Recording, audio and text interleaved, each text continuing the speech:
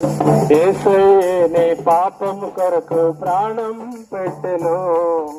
యేసయ్యే నిన్ను రక్షించి పరమున తీర్చును. ఓ మానవా, నీ పాపం మానవా, యేసయ్య కలిసితే నీ బ్రతుకు మార్చుతావా. ఓ మానవా, నీ పాపం మానవా, యేసయ్య కలిసితే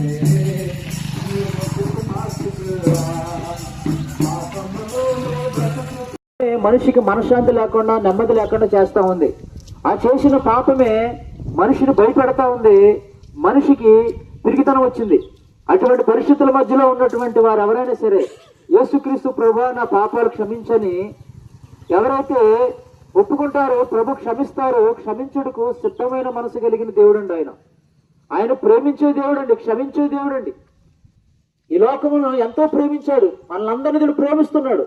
ఈ రోజు ఆయన ప్రేమను మీరు అంగీకరించి ఇప్పుడే మీ దోషాలు ఒప్పుకుంటే క్షమిస్తారు, మిమ్మల్ని నీతిమంతులుగా మారుస్తారు. తద్వారా మీకు మనశ్శాంతి, నెమ్మదిని, హృదయంలో ప్రశాంతతను అనుభవిస్తారు యేసు ప్రభు ద్వారా. కాబట్టి ఆలస్యం చేయకండి.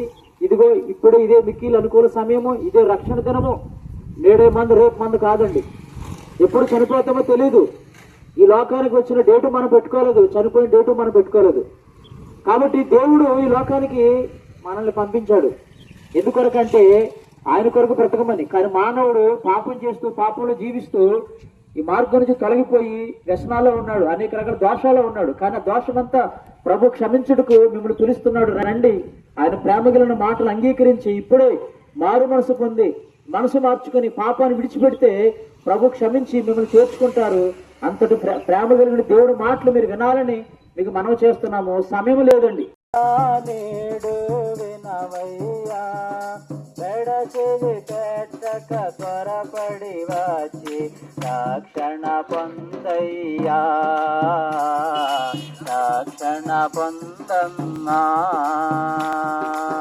బలో క్రీస్తు మహారాజుకి. అందుకే మరి ఎన్నో గ్రంథాలు తెలియపరుస్తున్న మాట ఏంటంటే, మానవుడు పాపం పోవాలంటే రక్తం చెందించబడాలి. అది పరిశుద్ధునిదై ఉండాలి, అది పరమాత్ముడై ఉండాలి. అందుకే యేసు ప్రభు ఆ భూమిని విడిచి ఈ దివికి పరమాత్ముడిగా పరిశుద్ధుడిగా మన కొరకు వచ్చారు, ఈ లోకంలో జీవించారు. మన కొరకు, మన పాపముల కొరకు మన భారం ఆయన మీద వేసుకుని ఆయన బలియారం అయిపోయారు. కాబట్టి ఎవరైతే ఈ సత్యాన్ని నమ్ముతారో వారందరూ కూడా పాపము నుంచి ప్రాయశ్చిత్తం పొందుతారు. మీరు ఇంకా మరి పాపము నుండి విడుదల పొందాలంటే ఏం చేయాలంటే లేఖనం తెలియపరుస్తుంది. అదేమనగా యేసు ప్రభు అని నీ నోటితో ఒప్పుకొని తండ్రైన దేవుడు ఆయన మృతుల్లో నుండి లేపి ఉన్నాడని నీ హృదయం నుండి విశ్వాసం ఉంచినట్లయితే నువ్వు రక్షణ పొందుతావు అని లేఖనం తెలియపరుస్తుంది. కాబట్టి గమనించండి, యేసుని విశ్వసించండి. మీరు లోక యాత్ర ముగించిన తర్వాత ఆ పరలోక రాజ్యంలో ఉంటారు. యేసు రక్తం చేత మీ పాపములు కడుక్కోండి. దేవుడు మీకు శాంతినిస్తారు, సమాధానం ఇస్తారు, ఆరోగ్యం ఇస్తారు, ఐశ్వర్యం ఇస్తారు. ఈ లోక యాత్ర ముగించిన తర్వాత ఆ ముక్తి మార్గాన్ని ఇస్తారు. ఆ భాగ్యాన్ని మీరు అందరూ పొందుకుని మాలాగా మీరు అందరూ ధన్యులుగా తీర్చిదిద్దబడి ఆ లోకంలో ఉండాలని మీ కొరకు ఆశిస్తూ, రక్షకుడు ఎవరి వలన ఏ నామమున మనిషికి రక్షణ లేదు, ఎవరి వలన ఏ నామమున మనిషికి రక్షణ లేదు, లేదు యేసే రక్షకుడు, యేసే రక్షకుడు, యేసే రక్షకుడు.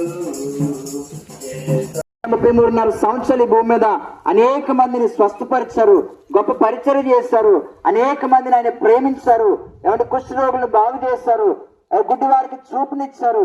అలాగనే ప్రపంచ మానవులందరి యొక్క పాపాల కొరకై కలవరి శిలువలో ఆయన రక్తాన్ని కార్చారు. బైబిల్ గ్రంథం సెలవిస్తా ఉంది, యేసు రక్తము ప్రతి పాపం నుంచి మనలను పవిత్రులుగా పరిశుద్ధులుగా చేయగలదు. ఇది నాన్న మానవుని మీద ఉన్న ప్రతి పాపము కూడా పోవాలంటే మనుషుల కొరకు ఒక రక్తం చిందించాలని బైబిల్ చెప్తా ఉంది. ఆ రక్తము ఎడ్ల యొక్కయు, కోళ్ల యొక్కయు, మేకల యొక్క రక్తం కాదు, కానీ మనుషుని యొక్క పాపాల కొరకు మనుషుని రక్తం చిందించాలి. ఆ మనుషుడు కూడా పరిశుద్ధుడై ఉండాలి. అయితే దినాన్ని మనం చూసినట్లయితే పరిశుద్ధుడైన యేసుక్రీస్తు ప్రభువారు ఆయనే ఏమంటే ప్రపంచ మానవాళి యొక్క పాపాల కొరకు రక్తం కార్చిన దేవునిగా చరిత్రలో కనబడతా ఉన్నాడు. ఇది నాన్న నీ కొరకు రక్తం కార్చి నీ కొరకు ప్రాణం పెట్టినటువంటి యేసుక్రీస్తు ప్రభువారిని గనుక పిల్లలు మీరు సొంత రక్షకునికి అంగీకరించగలిగినట్లయితే, మీ హృదయంలోనికి ఆయన చేర్చుకున్నట్లయితే, మీ మీద ఉన్న జన్మ కర్మ పాపములు ఆయన క్షమించడానికి ఇష్టపడుతూ ఉన్నాడు. యేసు ప్రభువారు ఈ విధంగా పిలుస్తా ఉన్నాడు, ప్రయాసపడి పాప భారం మోస్తున్న సమస్త జనులారా మీరు నా యొద్దకు రండి, నేను మీకు విశ్రాంతిని కలగజేస్తానని యేసు ప్రభు వారు పిలుస్తా ఉన్నారు. ఈ ఉదయకాల సమయంలో ఆయనకి పిలుపున ఒకవేళ మీరు విని గ్రహించి యేసునొద్దకు చేరగలిగినట్లయితే పాప శిక్ష నుంచి విడిపించబడతారు. ఎప్పుడైతే మానవుడి జీవితంలో పాపాల నుంచి విడిపించబడతాడో ఈ భూమి మీద శాంతి, సమాధానము, నెమ్మది, సంతోషం దొరుకుతుందండి. అంతేకాదు ఒకనొక దినం మనం చనిపోవాలి, లోకాన్ని విడిచిపెట్టి వెళ్ళిపోవాలి. పాపములు క్షమించబడి చనిపోతే తప్పకుండా నిత్య జీవానికి అనగా పరలోక రాజ్యానికి, దేవుడు ఉండేటువంటి ఆ స్థలానికి, స్వర్గానికి మనుషుడు చేరుకోగలడు. నేడే యేసునందు విశ్వాసం ఉంచండి, ఆయన అనుగ్రహించేటువంటి పాప క్షమాపణ, నిత్య జీవాన్ని, పరలోక రాజ్యాన్ని మీరు మీ కుటుంబాలు సంపాదించుకోండి. దేవుడు మిమ్మల్ని మీ కుటుంబాలను దీవించును గాక.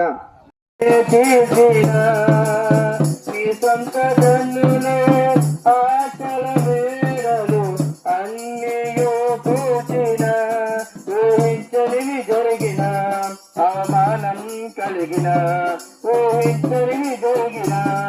అవమానం కలిగిన నేను వాడొకడున్నాడని వాస్తవం తెలియనా, నీ స్థితి మార్చువాడు యేసయ్యే అని సత్యం తెలియనా, నేను వాడొకడున్నాడని వాస్తవం తెలియనా, నీ స్థితి మార్చువాడు యేసయ్యే అని సత్యం తెలియనా.